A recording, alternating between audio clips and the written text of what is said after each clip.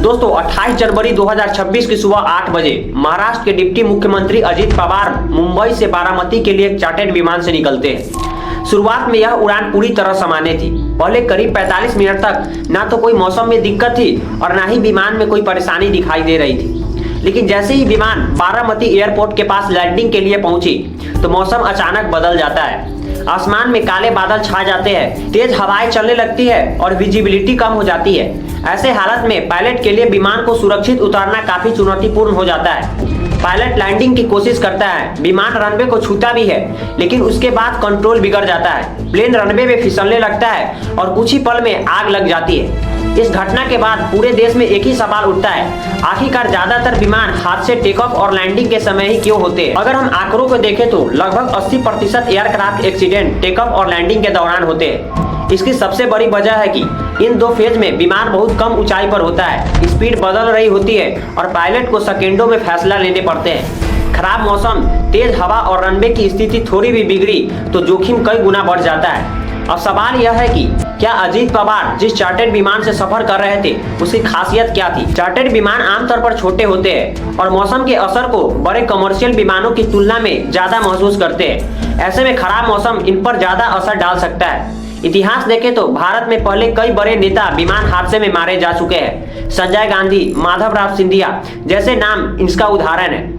यह घटना सिर्फ एक हादसा नहीं है, बल्कि यह हमें सोचने पर मजबूर करती है कि हवाई यात्रा कितनी सुरक्षित है। टेक ऑफ और लैंडिंग क्यों सबसे ज्यादा जोखिम भरे होते हैं? आइए समझते हैं आज की इस वीडियो में।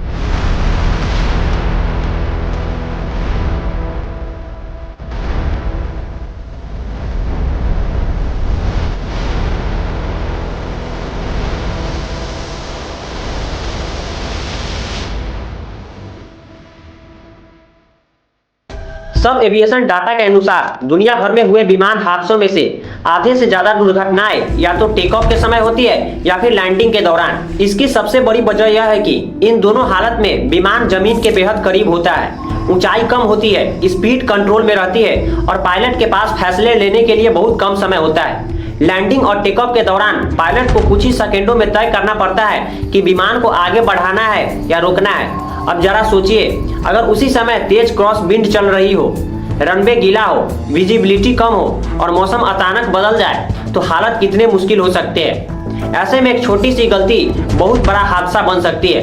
यही वजह है कि एविएशन की दुनिया में कहा जाता है कि लैंडिंग और टेक ऑफ फ्लाइट का सबसे खतरनाक हिस्सा होते हैं। हालांकि जब भी कोई विमान हादसा होता है तो उसकी जिम्मेदारी सबसे पहले पायलट पे डाल दी जाती है। इंटरनेशनल सिविल ऑर्गेनाइजेशन यानी ICAO के मुताबिक करीब 65% विमान हादसे मानव की गलती की वजह से होते हैं। इसमें ज्यादातर मामले पायलट से जुड़ी गलतियां शामिल होती है। इसके बाद दूसरा बड़ा कारण होता है इंजन फेलियर को। टेक ऑफ और लैंडिंग के समय विमान का इंजन सबसे बड़ा दबाव में होता है। इससे में मैक्सिमम पावर पर काम करना पड़ता है।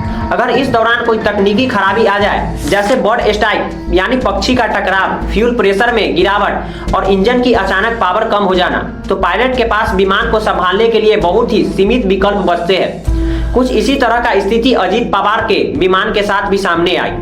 उनका विमान लैंडिंग के समय रनवे पर फिसल गया। जैसे ही विमान का संतुलन बिगड़ा, वह गिर पड़ा और गिरते ही एक जोरदार धमाका हुआ। इसके तुरंत बाद विमान में आग लग गई। इस पूरे हादसे को एयरपोर्ट के आसपास मौजूद कुछ लोगों ने अपनी आंखों से देखा। जैसे ही विमान में आग लगी, लोग मदद के लिए उस तरफ दौड़े, लेकिन जब तक वहां पहुंचे तब तक विमान पूरी तरह आग की लपटों में घिर चुका था। आग इतनी तेज थी कि कोई भी अंदर फंसे लोगों तक पहुंच नहीं सका।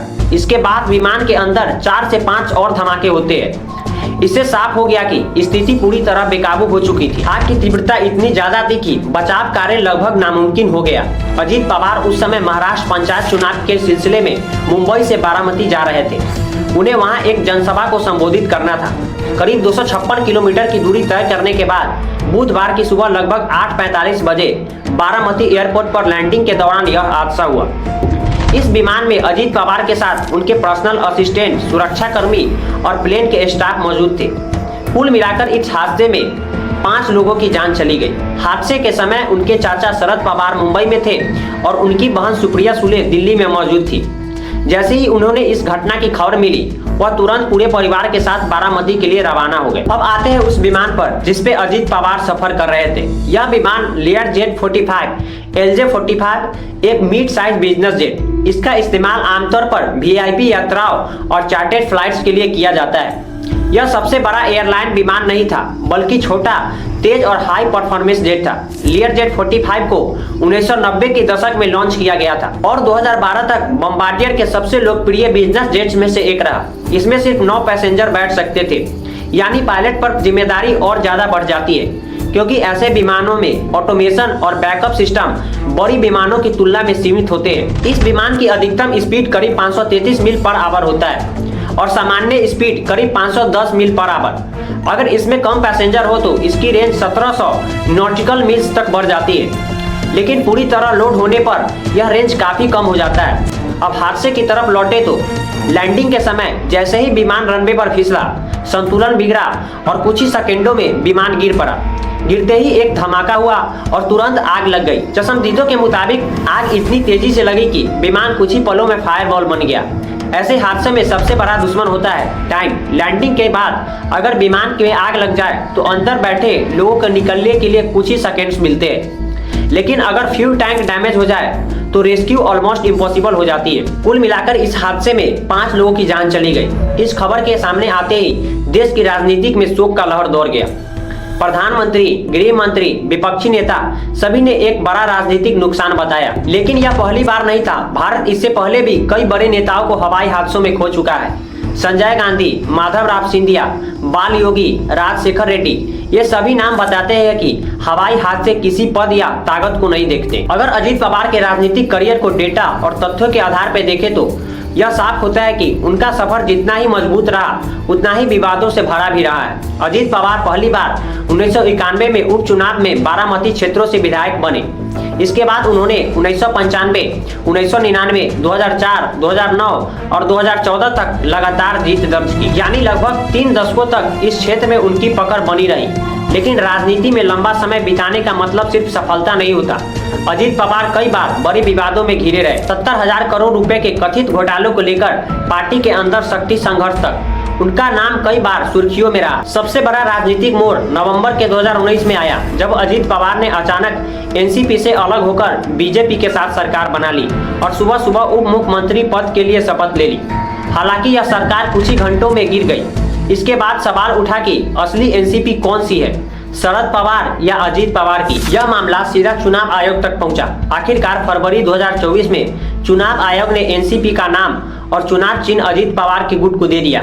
यह फैसला भारतीय राजनीति में सबसे अहम दलगत फैसलों में गिना गया। अगर संपत्ति की बात करें तो 2024 विधानसभा चुनाव के दौरान दिए गए हलफनामे में अजीत पवार अपनी कुल संपत्ति 124 करोड़ रुपए बताई थी, जबकि उन पर 21 करोड़ रुपए का कर्ज भी दर्ज था।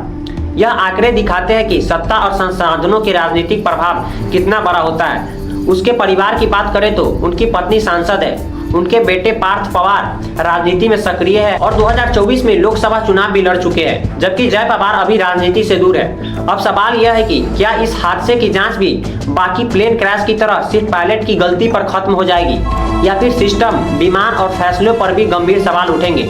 जवाब जांच बचाएगी, लेकिन सवाल उठना जरूरी है। अगर आपको यह वीडियो पसंद आया है तो आप एक और वीडियो जरूर देखिए।